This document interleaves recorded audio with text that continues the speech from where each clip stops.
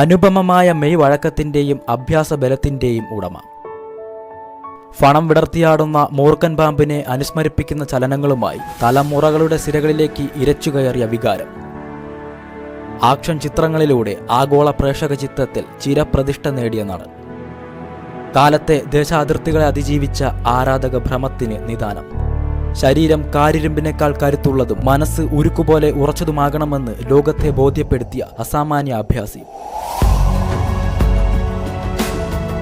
വെറും കൈമാത്രം ആയുധമാക്കിയ യഥാർത്ഥ യോദ്ധാവ്. കുങ്ഫു ഇതിഹാസം ബ്രൂസ് ലീ.